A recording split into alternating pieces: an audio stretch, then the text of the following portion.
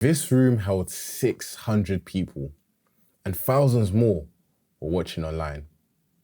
And I was the one that put them there. But at the end of my first year, I almost said no to the thing that made that happen. When I was going to university in 2022, I used to look at universities based on their ACS pages. Now, if you don't know what ACS is, it's the African Caribbean Society. I judged a lot of universities based on how live their ACS looked. I was on all their pages. I was looking at their events. Does this look social? Is this a big ACS? Cool. Next box. Is this a good university? I was judging it like that, I'll be honest. People used to judge their universities based on a big clash. So I knew that I wasn't wrong in my thinking of judging a university based on how good the ACS was. Because one thing you have to remember is that you are going to university for academics, but as well as that, you are also going to have fun. So any place that shows you what their fun looks like, if that aligns with you, it makes sense to go there. Once I got confirmed into University of Birmingham, I was texting in them pre-freshers group chats. I was making sure that people knew who I was before I even got there. I was talking. I made sure that I was being as much as myself, the most disinhibited version of myself as possible. I didn't want to go and be fake. I wanted to be authentic. So I was talking to everyone, so much so that when I got to university, I'd already made a name for myself. I was a little bit of a celebrity, a little bit, not to toot my own horn, just a little bit. Me deciding to be authentic and myself and just stand out where possible really changed everything for me. I was very much engaged in that society. I would be participating where possible. People just knew me for, hey, he's standing on tables, he's singing, he's getting in game shows, all of this, that, and the next. Yeah! Sorry! At the end of my first year, everyone kept telling me, run for president, run for president. You'll be good. My immediate reaction was no. I had a flip would I want to be president of a society. Do you know that's gonna ruin the fun, the plans? I'd made plans for my university experience. I was like, if I'm president, I'm not gonna be able to have fun anymore. Do you think Barack Obama can do what I was doing in the clubs? No,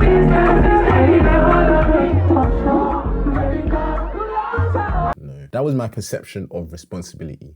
I said, if I have this title, I will have to become so serious. And I was just so afraid of being serious and all the fun gets drained out of me. I didn't want to be known as he's just always serious. Like, he's not a funny guy he once was. So I had this preconceived notion that if I was president, the fun would stop completely. I was so against the idea of growing up, maturing, that it put me off of running for presidency initially. I actually took a moment one day to sit down and think, why don't I actually want to run?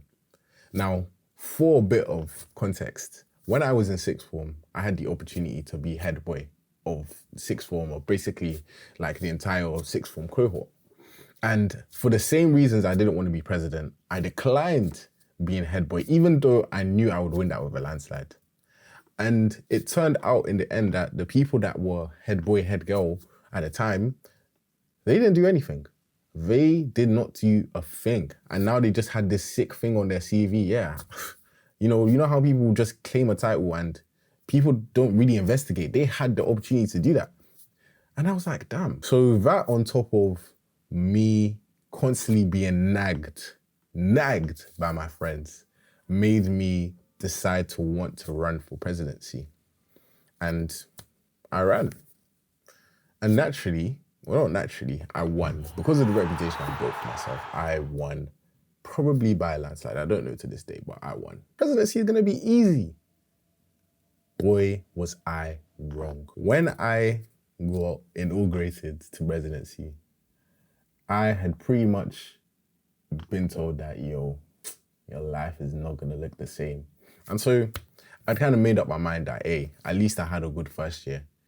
So I took it so seriously. We did so many things as a society. We brought in Specs Gonzalez and King Corinne to host our Take Me Out. This was the biggest milestone, one of my biggest achievements to date, because in my opinion, I don't know who will agree, but that changed the course of Take Me Out forever, in my opinion.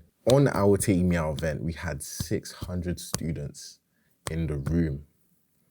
Thousands of people watching across the UK. I was getting messages from people all over the city. Wow, how do you do it? Your thing looks so lit.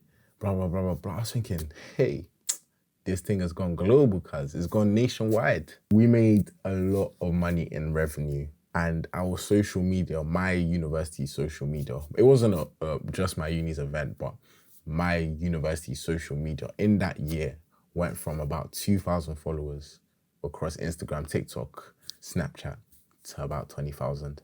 Pretty much off of the back of what we had done. I want to take your daughter out. She is so...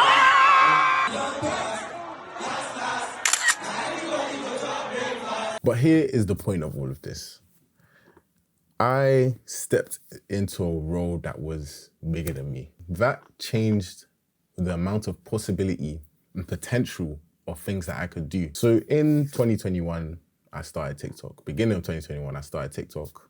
And halfway through 2021, I stopped TikTok. I was 17, about to do my A-levels. I was thinking, nah, this TikTok thing it's not making me no balance, it's not making me no peace. So why am I doing this? Why am I sacrificing potentially my education to post some videos that it's not, in 10 years time, I don't know what that's gonna do for me. I didn't see the point of doing social media at that time. And so therefore it was just, you've had your fun, time to wrap it up and focus on A-levels, as most people tend to think. But then here's where the butterfly domino effect happens. When I ran for president and won, I had a good friend on my committee who was always urging me to start social media again because my account was still active. It was just, I hadn't posted. So people were aware of my account. He was always like, bro, why do you start posting again? And one day I finally gave in. I ran away with content. In October 2024, I started posting again and I haven't stopped since. I was making connections through presidency that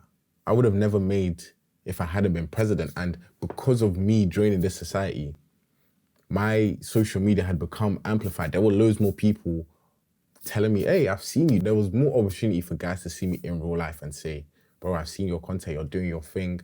People are acknowledging me more. And I think because of that, that fueled me, that drove me more to continue social media. Unknowingly at the time, presidency, ACS was doing things for me that would benefit me in years to come. I am still benefiting from my presidency today. On my birthday, my 20th birthday at the time, I wanted to host a club event. See me, I like to be the center of attention, I'm sorry. So I was like, oh, it'd be cool to host a club event. Because of presidency, I knew someone who was able to get me a venue and then I could host my birthday event in it. They were showing me how to do things, all the ins and outs, the intricacies, setting me up with DJs, all because of this one thing.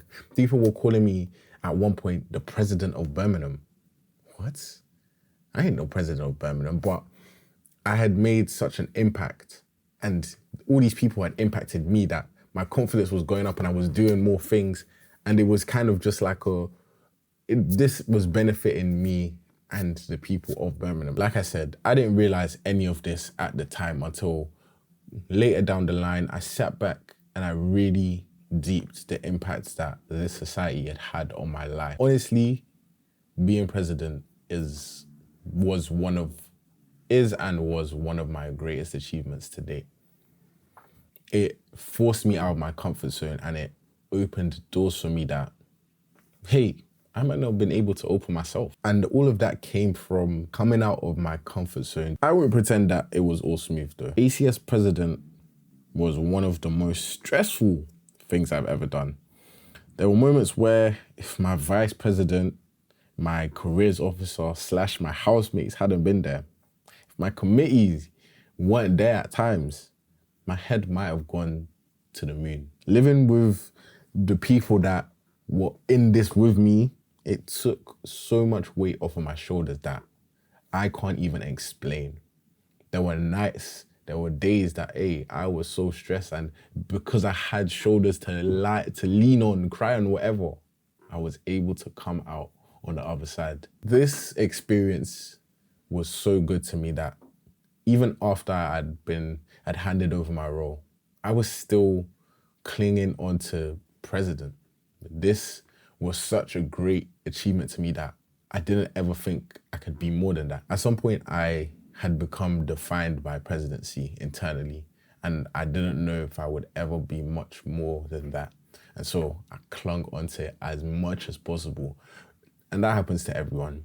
You know, when you have an achievement and it's something that you really fought tooth and nail to get, you will hold on to it as long as possible. But let me tell you, you are more than your achievements. I'm not saying don't use your successes to drive you, but if you achieve something, I promise you, you will achieve more. Join a society in university. You might not have the same experience as me. You might not become president, you might not join a committee, but I can promise you that if you join a society that you are genuinely interested in, you will find people that are going to change your life for the better. Honestly, without my friends that I had met through this society, I wouldn't be here right now. This all started from joining the society, making friends, becoming president, and it's since been a domino effect. You will meet like-minded people, and you will be forced in some shape, way, or form to come out of your comfort zone. They say that comfort is the killer of growth, and joining the society gives you no choice but to come out of your comfort zone. What I'm saying is you have no idea how one small decision will change your life, possibly, most likely for the better. This video exists because I joined the ACS. My social media, my TikTok, my YouTube account exists because I joined the ACS. If I was to trace back most of my successes that the things I consider success in my adult life, it would all trace back to this one tiny decision that I made. And that's just the domino effect. So if you're watching this and you're going to university or you're in university, think about joining a society. You never know what it's gonna do for you, but be open-minded. So, my name's T-Dot.